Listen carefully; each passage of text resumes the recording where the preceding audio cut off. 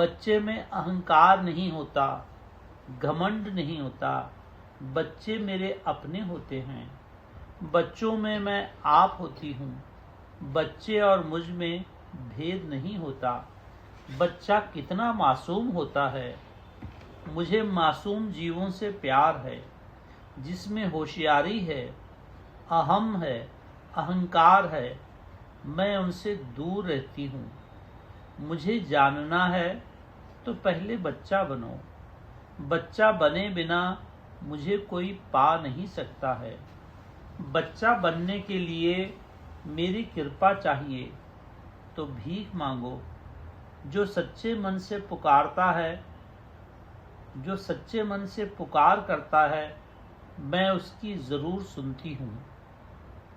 जो घमंडी है, आलसी है, जो मेरा चिंतन नहीं करता, जो अहम में रहता है, अपने आप में खोया रहता है, जो मेरी वाणी को सुनता नहीं है, उस पर अमल नहीं करता है, उस पर ध्यान नहीं देता है, वो मुझे कभी नहीं पा सकता।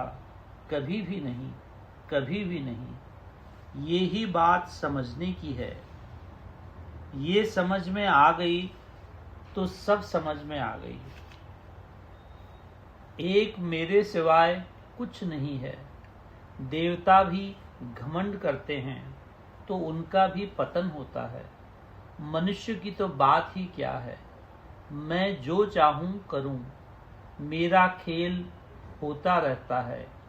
मेरे खेल में दखल देने का किसी को कोई अधिकार नहीं है। मेरा खेल मेरे आनंद के लिए होता है। मेरे आनंद को कोई भंग नहीं कर सकता। जो भंग करता है वो मुंह की खाता है।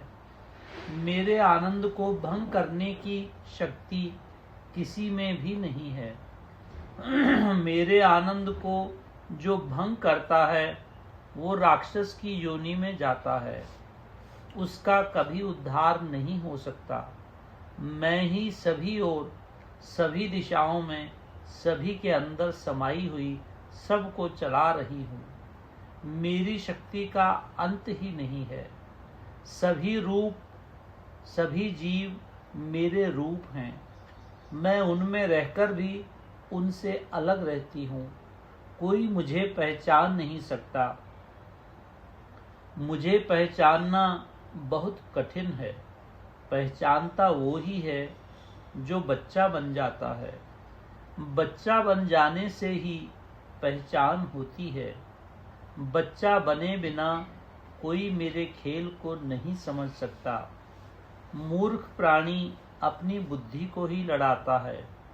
वो समझता नहीं है मैं कौन हूँ, क्या हूँ, कैसी हूँ। मुझे जानने के लिए बच्चा बनना है, बुद्धि से नहीं।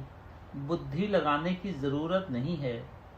बुद्धि तो मेरी बनाई हुई है, उसको तो मैं चला रही हूँ। बुद्धि कैसे मुझे समझ सकती है? उसमें सामर्थ्य ही कहाँ है मुझे समझने का। जब बुद्धि के अंदर अहंकार आ जाता है तो सब कुछ चले जाता है।